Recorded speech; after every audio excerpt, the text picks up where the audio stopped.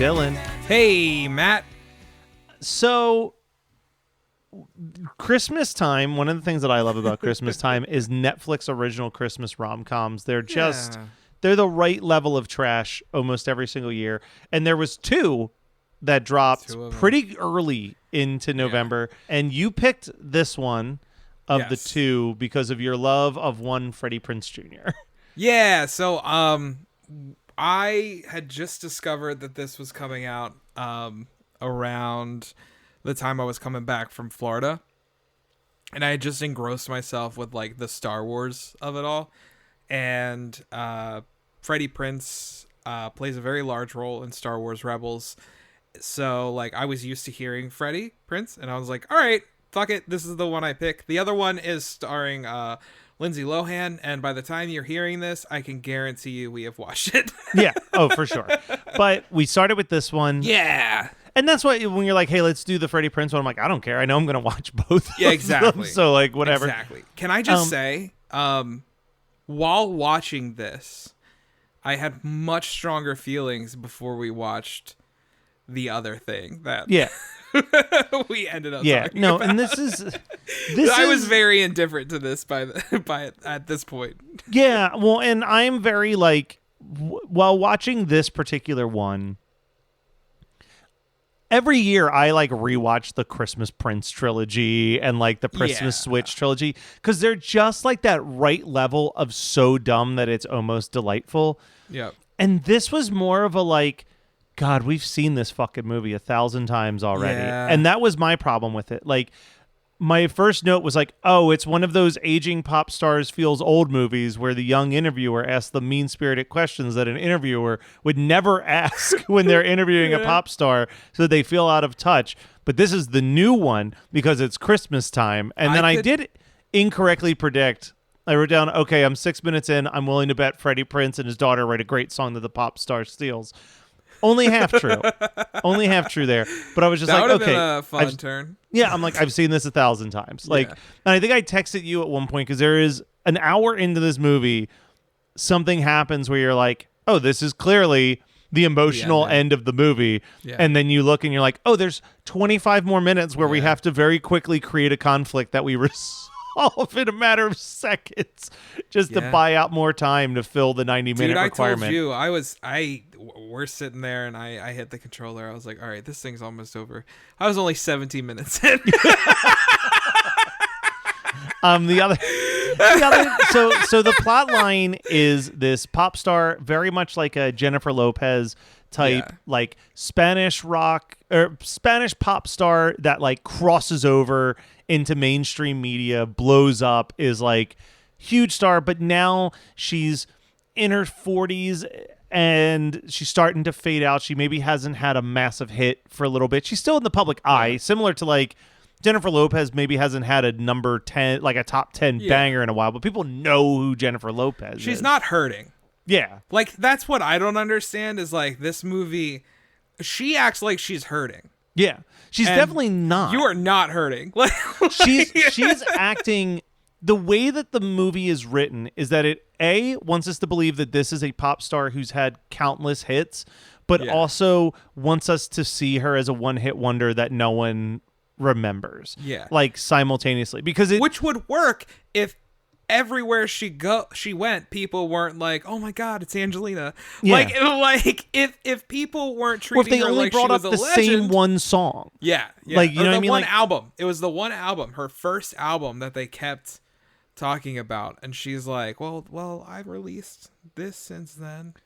And I'm really confused with what the message is supposed to be there. There really hasn't. This movie is bizarre in its ability to not have a message. Yeah, because I'm sitting there like, so is the message to like move on from your past?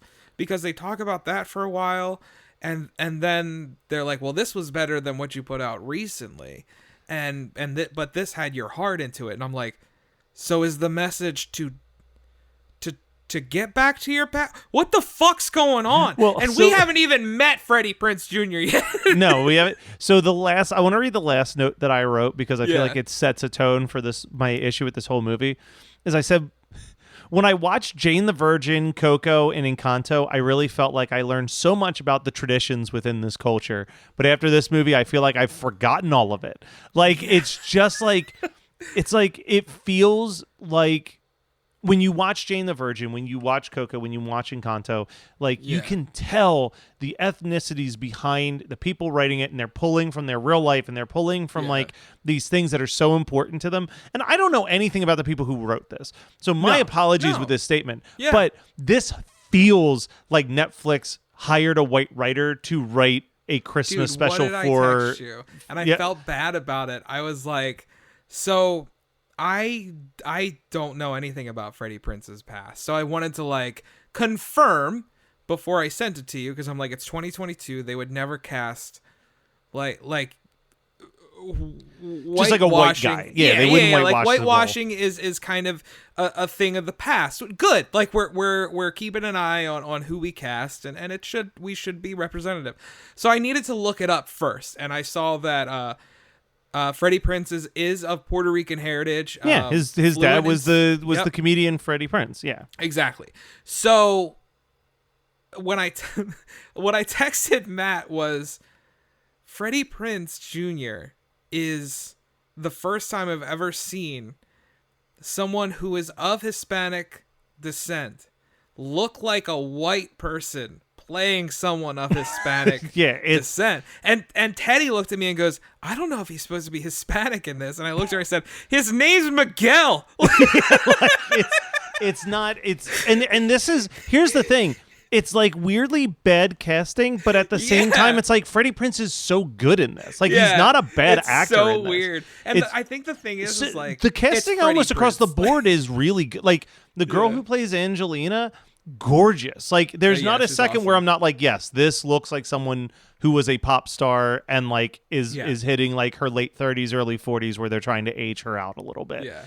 There are so many points. There's points that work so well to me, and then there are points that just fucking tank. I just feel like this movie was so it's so hard. I'm like, because it takes moments where it's like a late 90s Disney Channel movie, like the Quince like scenes. Yeah. Absolutely wild. Like again, if this is part of Hispanic heritage, like there's got to be something to it. There has to be, because it feels like a parody. I've heard of choreographers. Yeah, like I've heard of the like quinceanero. I know that is a thing. That is a thing. Yes. But having like a full blown like you got served dance battle. Yeah, like I'm like, I don't know if that happens in these.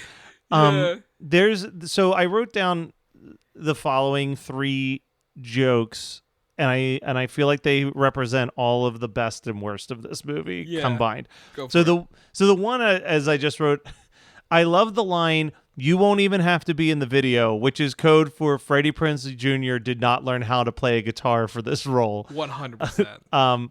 Then I wrote the line, "I have no clue how your Tias will react to this," and it's just a jump cut to them screaming and grabbing at their chest. Hilarious. Like that is like what the whole tone of this movie should be. Yeah. But instead we get these awkward jokes, like when she hangs up on $1 Billion Barry, and then for just 5 seconds it cuts back to $1 Billion Barry alone in a recording studio, just going like, "Nobody hangs up on $1 Billion Barry. I hang up on people." And then just cut back to the scene. I'm like, that line does not need to be here at all. It feels so awkward. It feels like it was a one-take line. Like, I don't know. It just... And it's not even like, oh, that's a bad line. Like, that's a line that, like, I feel like Puff Daddy could have said in Get Him to the Greek. Yeah. But it's like the way it's shot and the way it's delivered, it just feels like stilted and awkward. But then also it's very lovingly nails the beats of like the absurdity of the telenovelas. Like the very beginning when he goes to check on his mom and she's asleep on the couch, and like you see the telenovela on TV and he's like leaping out of the casket and she's like, he's like, can I shut this off? She's like, no, Ricky just found out that he's still alive. Like, dude, it reminded me of, do you remember in 30 Rock when Alec Baldwin's character was dating Salma Hayek? Yes. And Salma Hayek's mom watches the telenovela that has an actor that is, it's basically being played by Alec Baldwin, and that's why her mom hates him. Like, that's what this reminded me of, especially when the actor actually shows up at the house. Actually shows up, and he's kind of a douchebag. The only other note that I wrote down was, remember when this movie was one of the plots in Let It Snow, but it was charming and way more believable? Yeah. Yes. Very much so, man. This was a strange watch. I almost wish it was worse, because it was kind of boring. Like, it's forgettable and boring. And that's, I guess that's the thing, is like, I've watched enough of these Netflix Christmas movies that, like, I get the beats, I get the plot points that we're gonna hit, right? It's like single dad, cute daughter, and then single woman reconnect, some weird thing brings them together, be it like journalists pretending to be maids so that she can get an interview with the Christmas prince, or like identical twins like swapping spots. Like, there's always this setup of like single parent and, you know, gorgeous woman, and something brings them together, and like cute daughter is like the main focus point on like making that connection happen every single time. Always the case.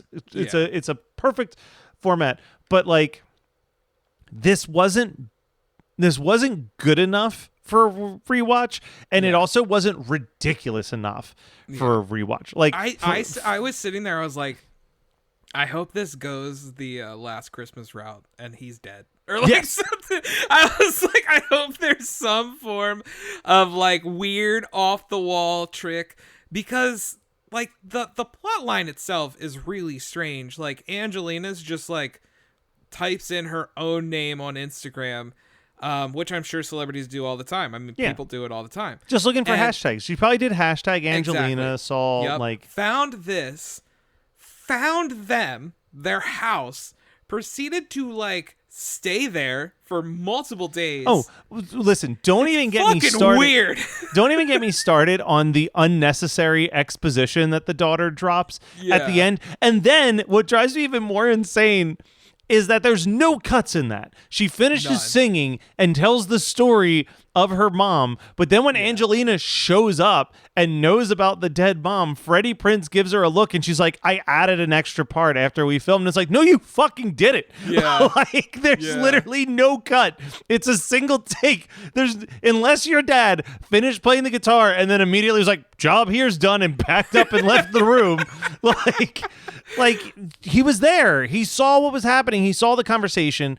And then there was part of me that was like, oh, this is really cool. Because in my mind, what I thought would happen, because maybe I am sometimes a better writer than the people who write these movies, was that this was going to be like an all-in-one night. They're trapped in this snowstorm, and like they're getting to know each other, and during that time they like write this great song together. And it's like, I was thinking like, oh, this is kind of like Music and Lyrics, which is like a rom-com that I love, that is super underrated, and everyone should see it. Like, Music and Lyrics, Hugh Grant, Drew Barrymore, it's great. The songs are great. It's beautiful.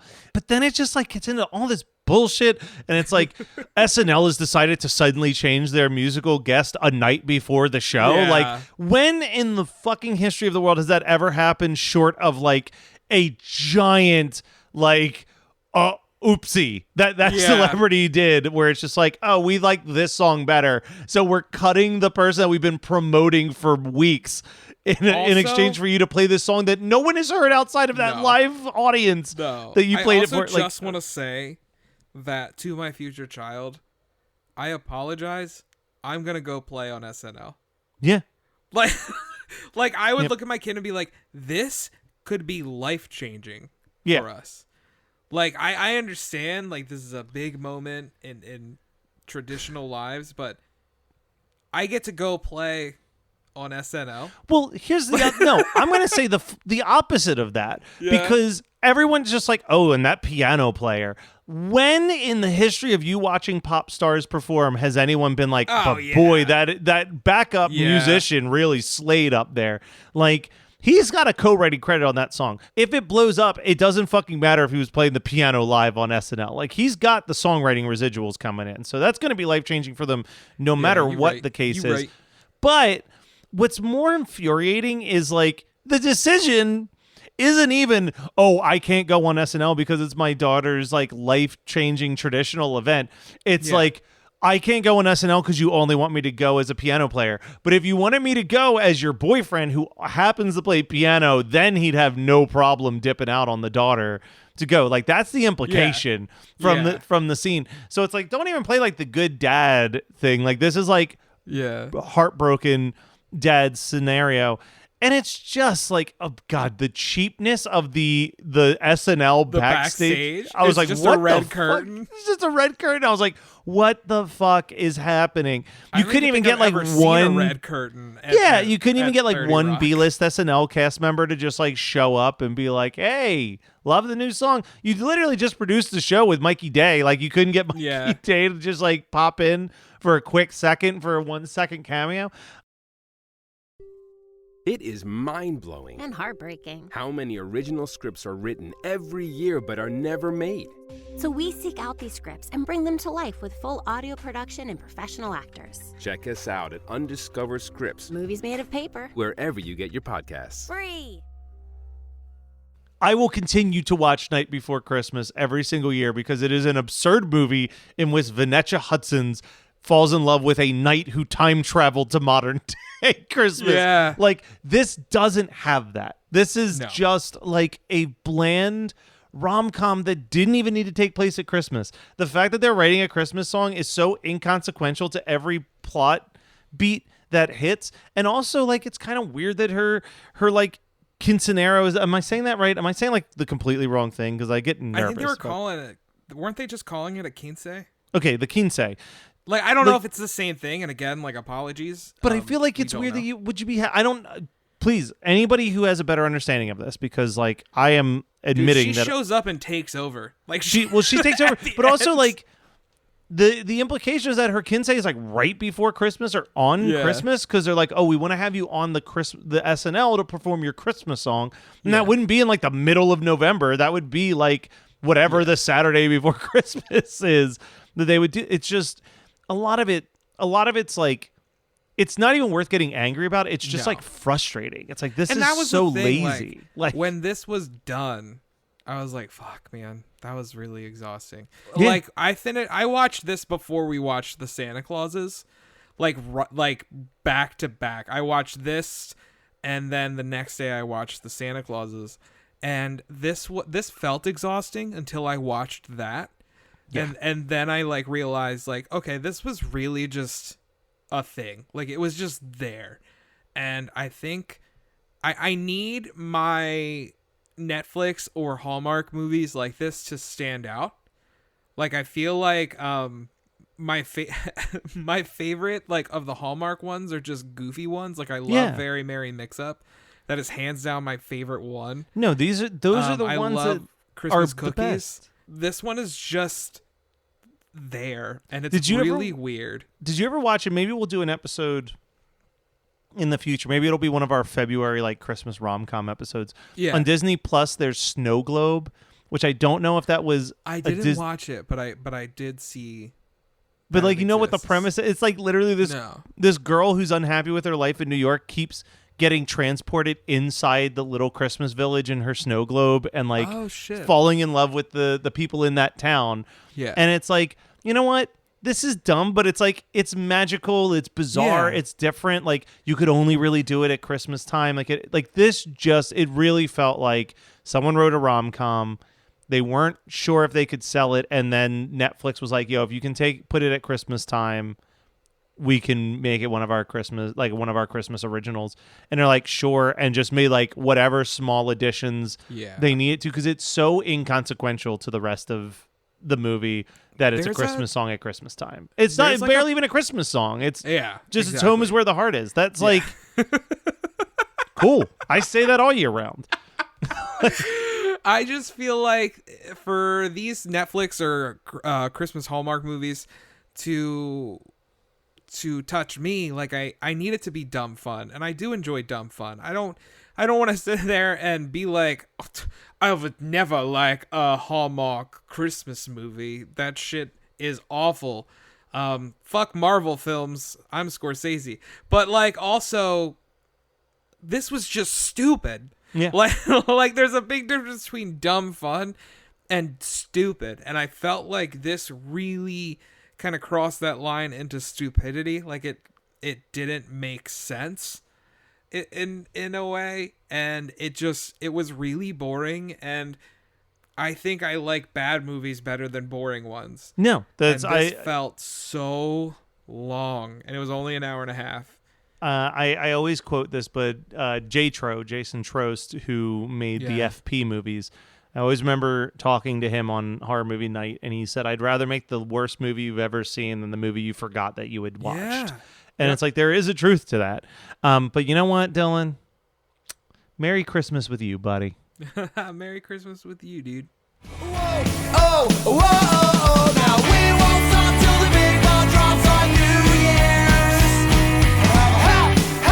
Happy holly, have a great holly, have a merry happy holiday.